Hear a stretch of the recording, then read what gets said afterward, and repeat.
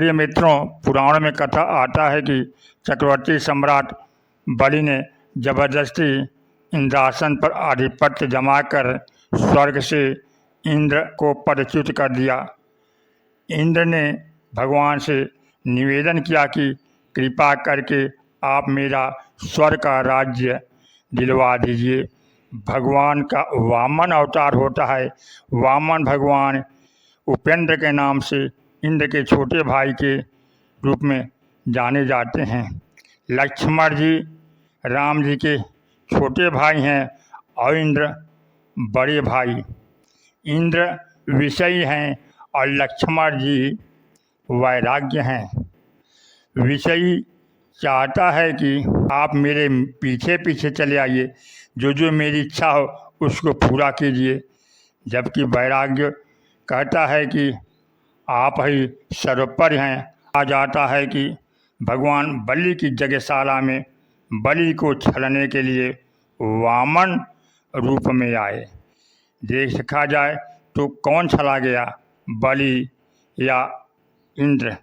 कथा आती है कि बलि यज्ञ कर रहे थे और यज्ञ में भगवान का प्रकट हो जाना यज्ञ की फलीभूत होना है, क्योंकि बिना ईश्वर की कृपा के व्यक्ति के जीवन का संकल्प और यज्ञ कर्म पूरा नहीं हो सकता।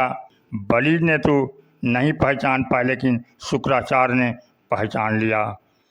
भगवान वामन को देखकर बलि अत्यंत प्रसन्न हुए और बोले, आप जो मांगेंगी वह मैं दूंगा।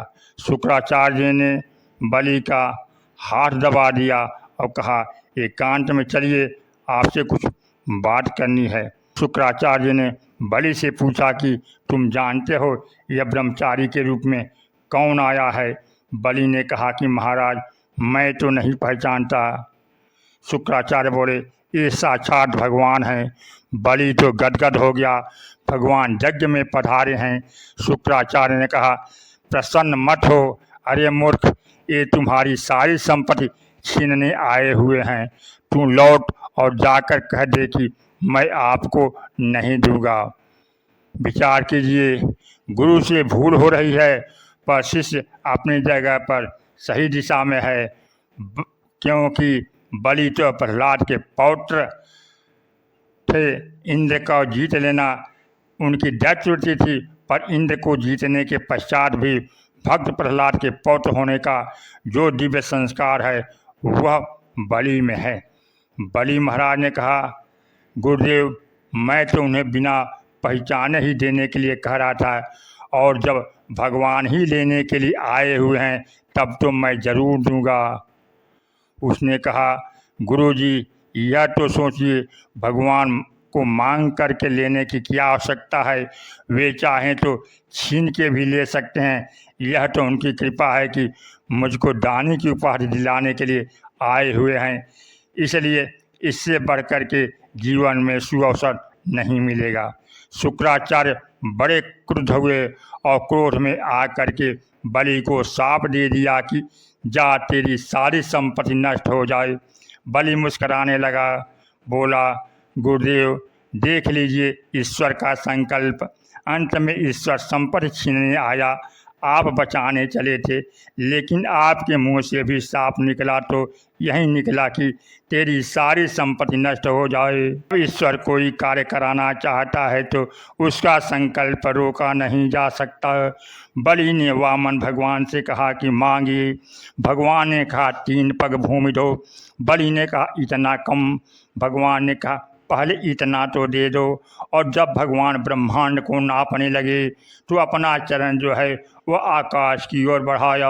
लीजिए, यज्ञ में अन्न की, तिल की, घी की, चावल की आहुति दी जाती है, पर सबसे बड़ी अंतिम आहुति है अपनी ममता की आहुति देना।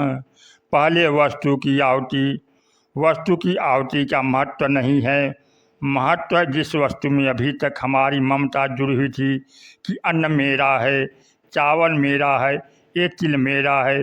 तो जब हम उस वस्तु को अर्पित करते हैं तो वस्तु तो वह आहुति वस्तु की नहीं, ममता की आहुति है।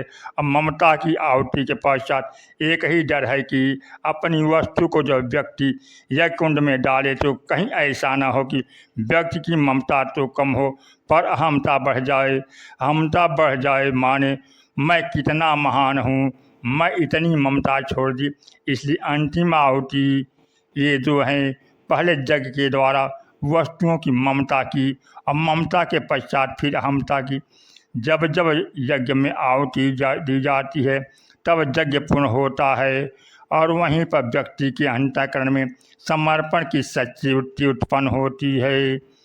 तो भाई ये अहमता और ममता का जो त्याग है वह कौन करेगा, ये किसके द्वारा संभव है। ये बलि की यज्ञशाला में जो वामन पधारे हुए हैं वे वस्तुतः सच्चे अर्थों में बलि के यज्ञ को पूर्णता प्रदान करने के लिए आए हुए हैं। भगवान ने सोचा यह हमारे महानतम भक्त प्रहलाद का पौत्र है और इसने इतने महान कर्म का किया है, अब इसके जीवन से अहमता और ममता को भी मिटाना चाहिए। तो ममता को मिटाने के लिए भगवान कहते हैं कि मुझे 3 पग भूमि दो। और जिस समय बलि ने कहा ले लीजिए, भगवान अचानक छोटे से बड़े हो गए, वामन से विराट हो गए और इतने बड़े हुए कि उन्होंने अपना चरण ऊपर की ओर बढ़ाया और वह जो भगवान का एक चरण था वह ब्रह्मा के लोक में पहुंच गया। अब ब्रह्मा के लोक में जब पहुंचा तो ब्रह्मा जी ने पग के नख को देखते ही कमंडल में जल लेकर के भगवान का चरण धो लिया। और जब उन्होंने चरण धो लिया तो वहीं गंगा का सबसे पहले जन्म हुआ। गोस्वामी तुलसीदास जी भी श्री रामचरितमानस में ज्ञान कर्म भक्ति का समन्वय करते हुए लिखते हैं, राम भक्ति जह सुर सरिधारा सरस ब्रह्म विचार प्रचारा विधि निषेधमय कलिमलिहरणी कर्म कथा रविनंदन वरणी। कर्मयोग के बाद गंगा को भक्ति का रूप माना गया। इसका अभिप्राय है कि कर्म की समाप्ति के पश्चात ही व्यक्ति के हृदय में भक्ति का उदय होता है। स्वामी जी कहते हैं कर्म यमुना है और भक्ति गंगा है। गंगा और यमुना प्रारंभ में दोनों की धाराएं हिमालय से अलग अलग प्रवाहित हुई हैं, लेकिन अंत में तीर्थराज प्रयाग में पहुंच करके यमुना गंगा में अपने को विलीन कर देती है। समग्र कर्मयोग जो है जब भगवान के प्रति अर्पण हो जाए, भगवान के प्रति विलीन हो जाए, तभी सच्चे अर्थों में भक्ति का उदय होता है। यही अध्यात्म गंगा का प्राकट्य है। जब बलि की ममता को भगवान ने नाप लिया, अब बलि की ममता को ही नहीं नाप लिया, भगवान ने अनोखा खेल किया। 2 पग में पृथ्वी और सारे ब्रह्मांड को नापने के बाद बलि से कहा कि तीसरा पग और कहाँ रखूं। बलि कहने लगा कि महाराज अब तो कुछ नहीं बचा हुआ है। भगवान ने कहा कि तुमने तो 3 पग देने को कहा था, नहीं दिया तो बंधन में बांधूंगा। अब भगवान ने रस्सी से जकड़ कर बलि को जमीन पर डाल दिया। इंद्र बड़ा प्रसन्न कि मेरा शत्रु जो है आज बंध गया। पर विचित्र व्यंग है, इतना बड़ा दान करने के पश्चात बेचारा बलि बंधा। दैत्य लोग तो सिर पीटने लगे, बोले आए तो थे छोटे बनकर और लेने लगे तो इतने बड़े बन गए। 3 पग छोटे वामन को दिया था कि इनको दिया था, और उसके पश्चात भी कितना बड़ा अन्याय है कि 2 पग में सब कुछ ले लेने के पश्चात भी प्रशंसा की जगह पर उल्टे राजा बलि को बांध दिया। लेकिन उस बांधने का फल कितना सुंदर है। बलि को तुरंत सत्य का साक्षात्कार हुआ। अब बलि ने ही कहा प्रभु अब तो मेरे पास कुछ भी नहीं बचा हुआ है, मैं ही बचा हुआ हूँ, अब मुझे ही माप लीजिए। भगवान ने बलि के मस्तक पर चरण रखा और सचमुच तीसरा पग पूरा हो गया। भगवान तुरंत उतरे, मुस्करा करके उन्होंने बलि को बंधन से मुक्त कर दिया। जब तक ममता के साथ साथ अहमता की भी आहुति न दी जाए तब तक यज्ञ पूरा नहीं होता।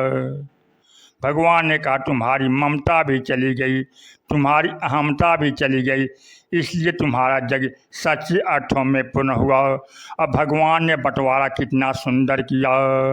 इंद्र को तो स्वर्ग लौटा दिया और इंद्र बलि से भगवान पूछने लगे कि तुम्हें क्या दी। बलि बड़ा चतुर निकला, क्या मांगा उसने। भगवान ने एक को प्रसन्न होकर स्वर्ग दिया, एक को सूतल का राज, जहाँ पर सारी वैभव और कल्पांत में इंद्र का पद भी संभालने को कहा। बलि कितना महान है, क्योंकि बलि जान गया तेरा मन भी तेरा, सब कुछ तेरा, तेरा तुझको अर्पण क्या लागे मेरा।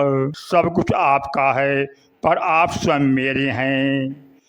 बलि ने भगवान को ही मांग लिया, बोला महाराज आपका नित्य दर्शन होता रहे। बलि से भगवान ने मुस्करा करके कहा पाताल में चलो। बलि बड़ा प्रसन्न हुआ, बोला महाराज चाहे आकाश में भेजिए चाहे पाताल में भेजिए, पर आप सामने जरूर रहिए। यह बड़ी पते की बात है, मैं जहाँ रहूँ हमें वहीं पर ईश्वर दिखाई देता रहे। हम ऊपर हैं या नीचे इसका रंच मात्र भी भय बलि की अंतःकरण में नहीं है। इस तरह से भक्तियों का एक दिव्य रूप बलि के प्रसंग में आता है। अब भगवान की कृपा का भी रूप भक्त हेतु दिखाई देता है। ऐसी कथा श्रवण हेतु चैनल पर नए हैं तो चैनल को सब्सक्राइब करें, लाइक करें। जय श्री राम कमेंट करना ना भूलें।